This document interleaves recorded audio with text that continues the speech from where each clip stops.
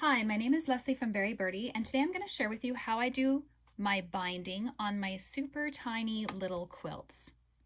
So I'm just going to share with you some of my little tricks that I use. So first of all, I'm going to start off with this little strawberry that I've worked on, and I use about anywhere from a 3/4 inch to a 1 inch binding.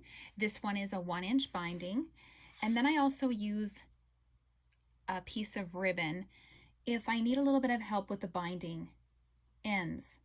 So this can be helpful because there can be a lot of bulk on the ends of your binding, and it's especially on little tiny projects, it can get really thick. So I just set down my ribbon first where I would like my binding to be, and then I just start my binding on that spot, so just halfway over it, just like that.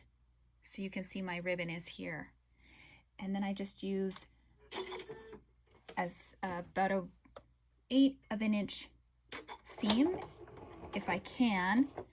I try to go as small as I possibly can.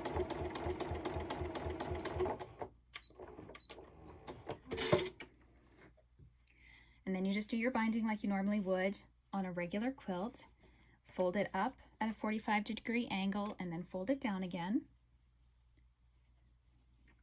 And then just continue to sew from your corner.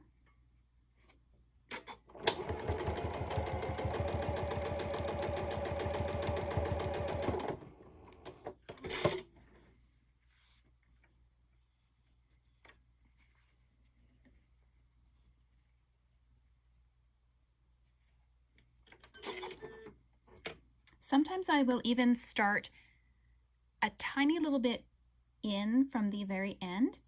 That way the end doesn't get any bunching because it's so small.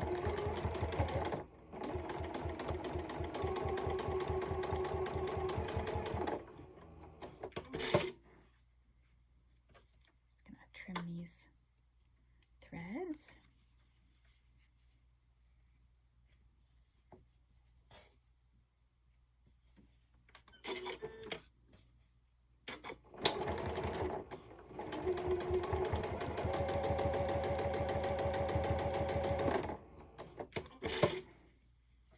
Okay, so now I'm coming up to the end here where I would be meeting the other fabric, and I'm just going to trim it off to match that other end.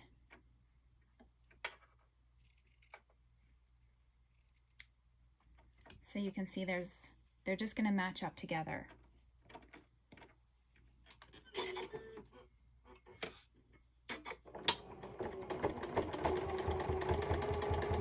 And of course just sew straight over it. Okay, and now we're going to go and I'll show you how to press it.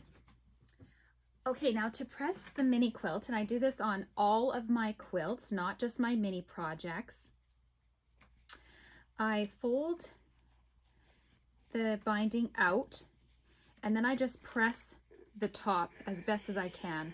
Now obviously you want to try to avoid the corners because you don't want the corners to press completely down quite yet. Then fold it out as though you want the binding to go to the back. And then you want to pull the binding as tight as you can. Now you can see here that I'm getting a very tiny binding. And that is one of the most important things when you're working with tiny projects. You don't want your binding to be too big to overwhelm the little project. So the smaller that you can go, the better. So then fold your binding to the back, press it, and just continue to go around.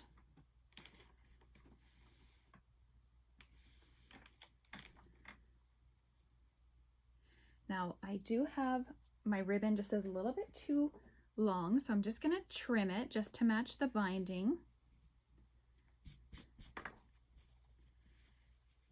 And continue around here and just make sure that those ends match up. You can even iron them first before you iron that ribbon. Oops, I just missed this little piece right here. There we go. See, I'm creating my 45-degree angles as I'm going. on the back.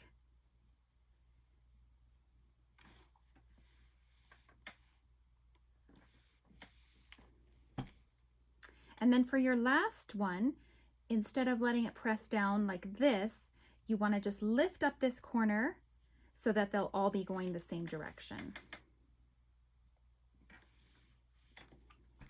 And then just repress this one here.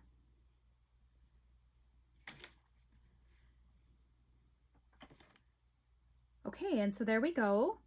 And that makes the stitching down on the back so much easier. You can see it's all pressed down, and then when you're ready to fold it and to stitch it, it's already got the nice seam there for you so that it's a lot easier to sew a really nice binding. Okay, so now your mini quilt is ready for finishing the binding, and you can either fold it under and just stitch it in the sewing machine if you like. Use quilt clips to hold it down, and then you can even do like a decorative stitch around the outside, or you can even add some ribbon or lace before you do the binding and then fold it under, or you can just leave the binding just simple, however you like. I even sometimes will put a little tag on it like this, so instead of using it on the end of my seam, I'll just put a little tag here. Whatever you like.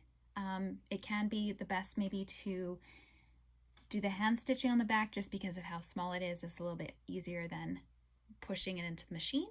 Thanks for watching my video, and you can check out my other creations on Instagram at berry_birdie.